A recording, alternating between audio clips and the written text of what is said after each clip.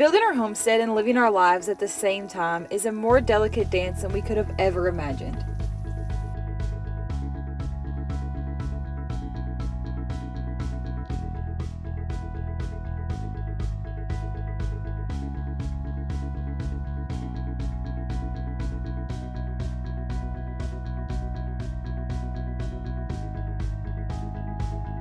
Seven days a week, we're working hard and being very careful not to pass up any opportunities to enjoy our lives.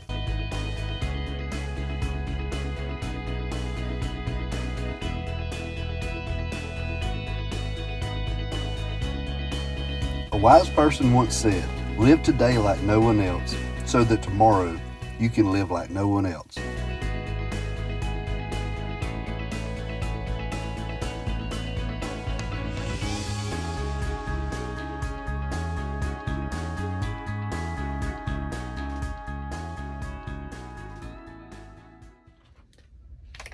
Yeah.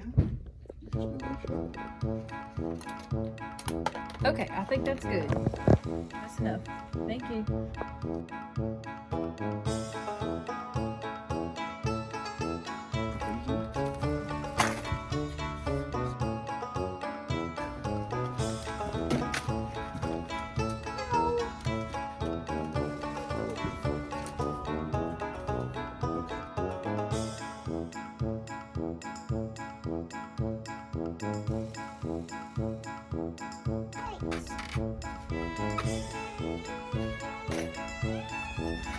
Lad, did you get some buzz bait?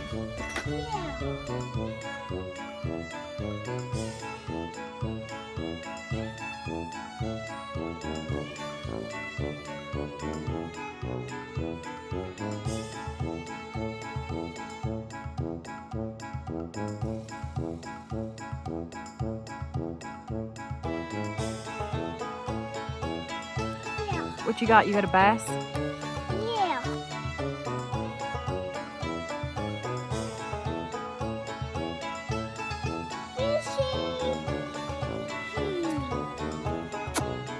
Huh? What about the fish in your hands?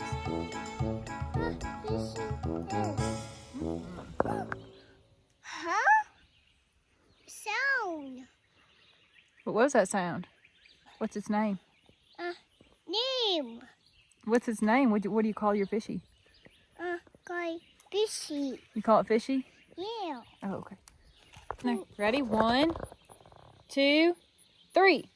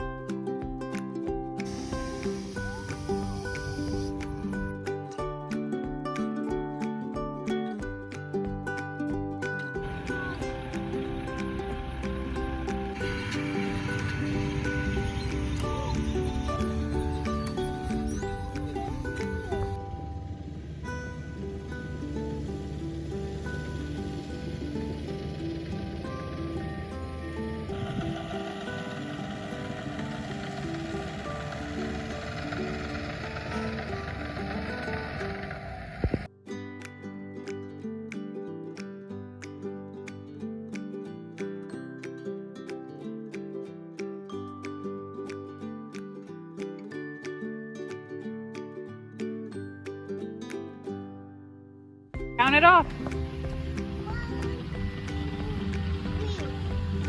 4, 5.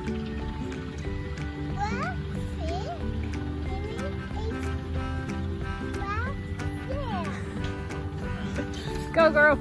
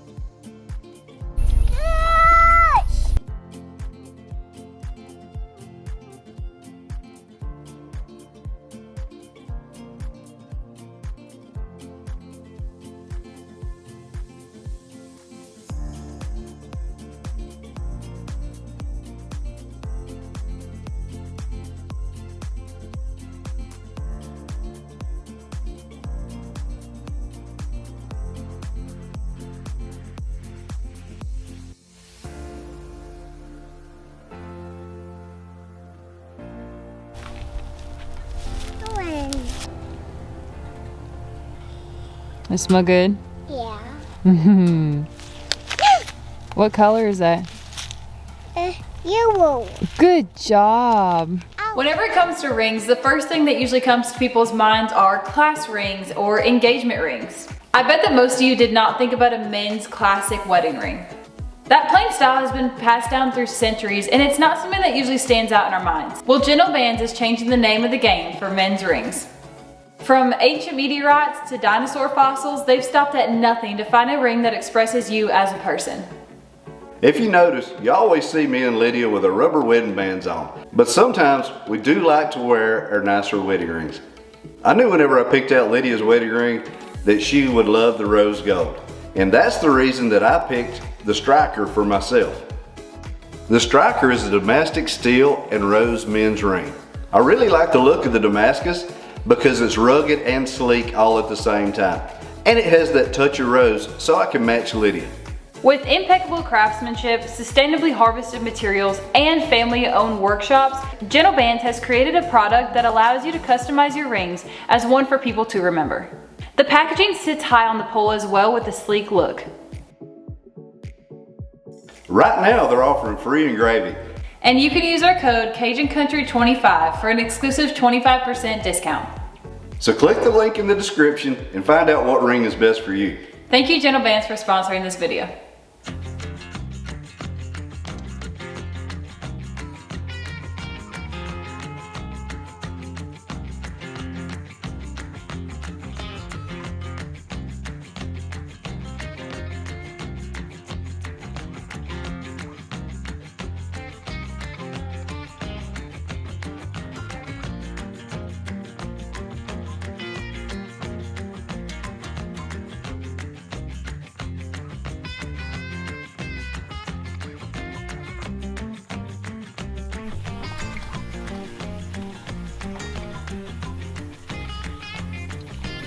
Now that, y'all, is a nutri rat.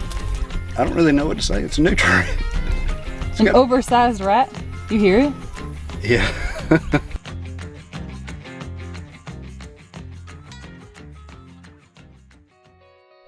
So I'm gonna bring y'all with me for the first time that I've walked on the new pad built by the Dirt Doctor for the shop. Once again, Uncle Wags, the Dirt Doctor, has worked his magic. And he's got it set up pretty good out here. Now, if you remember, all this land out here is fairly flat, kind of on top of a hill where we live. So when it rains, the water just wants to hang around right here on top of the hill. So what he's done is, he's built this pad up about 18 inches or so. So it's about 18 inches higher than all of the rest of the surrounding elevation. So when it rains, there's no chance of the water standing on top of this increased elevation.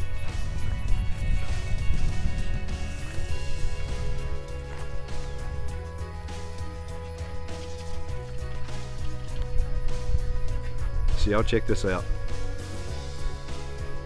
Now if y'all remember a few videos ago, we was out putting in these corner posts for this gate.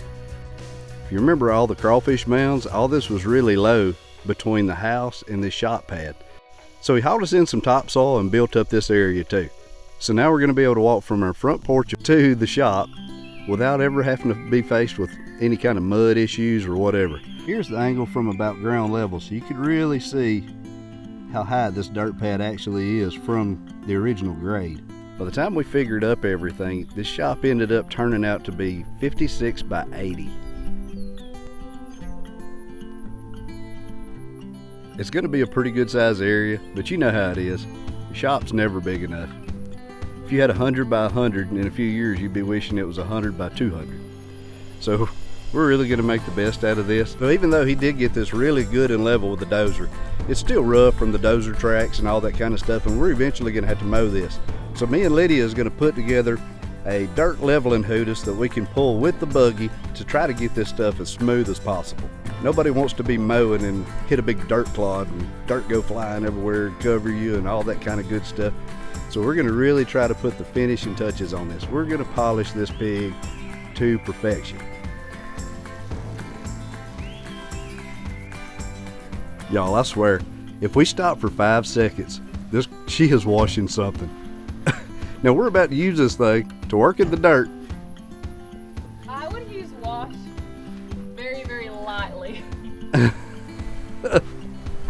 bathroom. This is just a rinse off. There's a difference. Hey, I swear, if I left her alone long enough, she'd wash the grass in the yard. And did you complain? What you doing? Oh, I'm outside washing the yard. Man, that thing is filthy. It's almost like somebody's been bahaing in the swamp with it. I wonder why.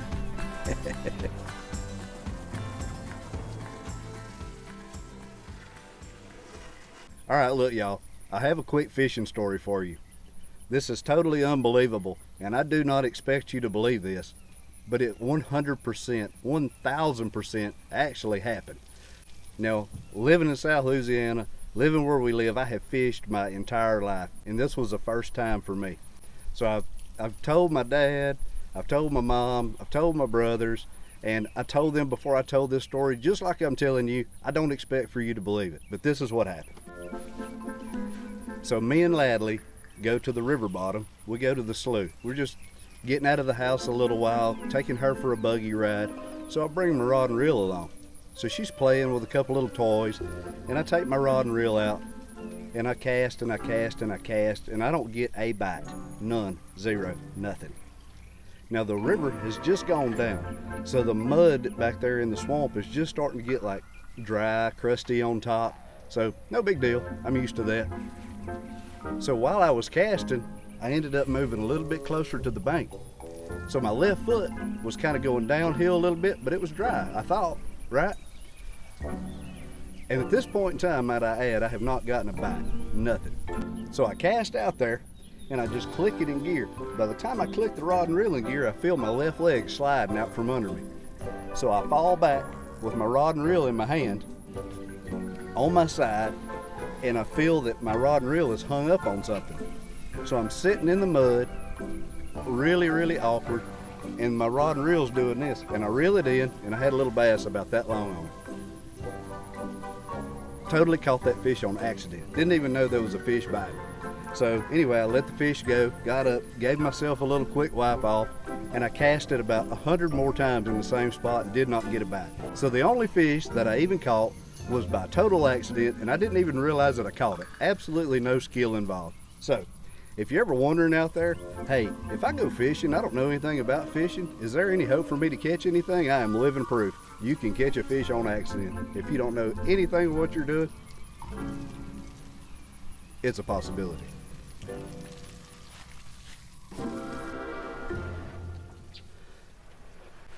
Hey, are you gonna be done soon washing this thing so we can go get it dirty again? Don't forget who's got the hose. Stop.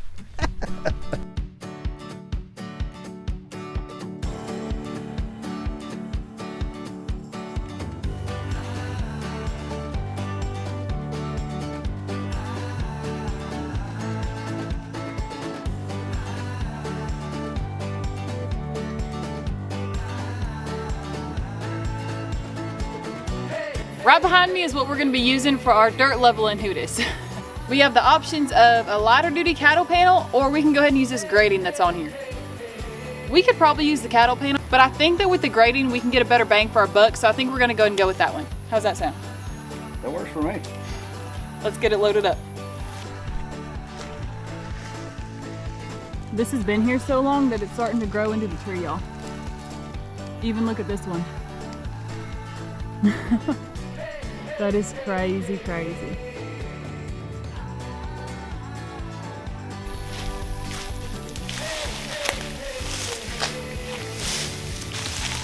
Looks about like a perfect home for a snake, don't it?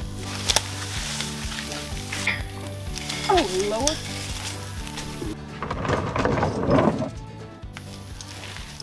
Flip it over one time towards the buggy. There you go. I think it might work better if we flip it over where the round stock's laying on the ground. I help bust up some of them plots. What do you think? I didn't know there was a top and a bottom, so I think whatever you want to do is perfect. I tell you what I do think. I think this is clean enough. This is heavy.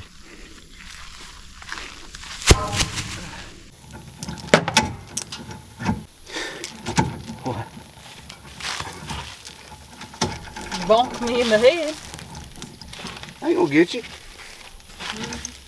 Pretty sure the people that hit people on accident in the head don't say, you know what, I think today I'm going to wake up and smack her upside the I think I'm going to cause a ferocious accident today.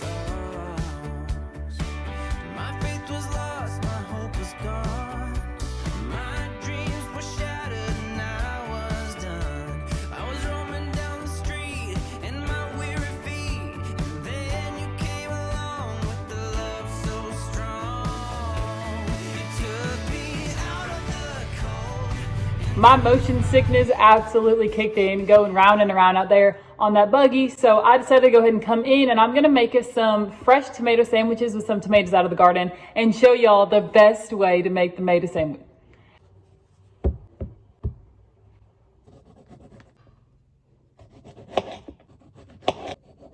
This summer, Jim and I could live off the garden. And I know people say that, but genuinely what we eat in the summer is zucchini, squash, and tomatoes. These tomatoes, I swear, taste so much better than store-bought. And I don't know what the deal is, but they're just so much more flavorful. I'll have to show y'all our zucchini recipe because it is very, very simple, but the way that we do those is so good. And of course, our blackberry cobbler recipe now that we got the oven going.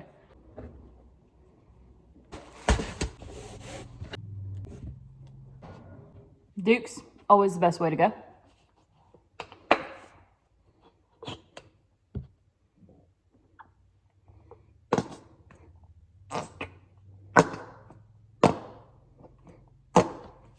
Excuse me. You got to get mayonnaise on both sides of the bread. I like to cut my tomatoes up into bite sizes to go on the sandwich because I always feel like whenever you take a bite of a tomato sandwich, you go to bite in, and whenever you go to pull away, the rest of the tomato comes. So if you put them on there in bite-sized pieces, you won't have that problem. Jim takes bigger bites than me, so I only have his. Little bit of salt, little bit of pepper. Take your little halvesies, fold it over. Something about eating a tomato sandwich in a napkin that just completes it.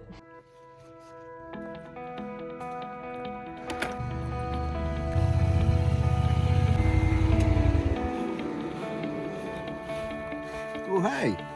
Oh.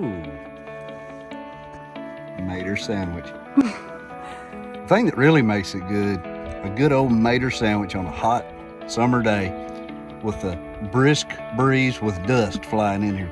Gives a little grit to that tomato, makes it perfect. All right, once you get done with that, get back to work. You're such a mean boss. It's the only way that we get things done around here. Are you kidding me? Don't you love when people try to talk to you whenever you're eating? I guess I could have brought you a drink. Thank you. Just what I need.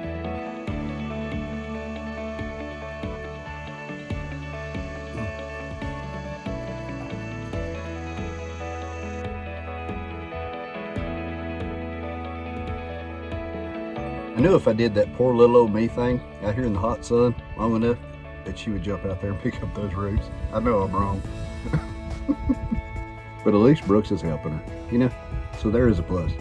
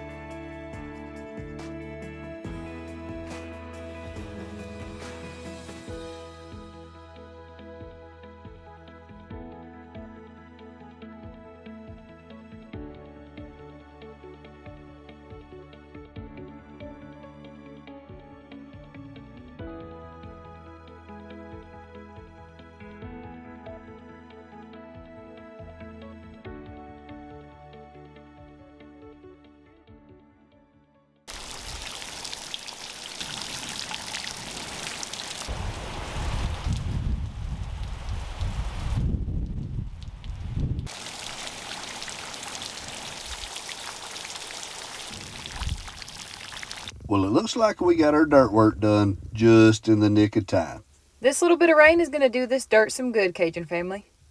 Did you ever tell them what we named our cat? We named her, but I did not name her. I wanted to call her Cajun. You know, like that crazy person in your family, you know, that everybody has. And if you don't have a Cajun in your family, you are the Cajun. Okay, well the most suggested thing in the comments was Lucky. A million people, it seemed like, wanted Lucky. So what we agreed on was Lucky Louise. Soon you're on your way. Promise me that you know This is a spoiled, rotten cat. Like, the world It's is I don't even know. very, very, very spoiled rotten. So Lucky Louise is her name, double L, whatever y'all want to call her. Look, we bought this thing a collar and a cat toy. I really don't know what's happening to me. I just really don't. Steady purring. Yeah, she's come a long way from the biting and hissing and snapping and crying and yipping out all the time. Look, it's your life. listen.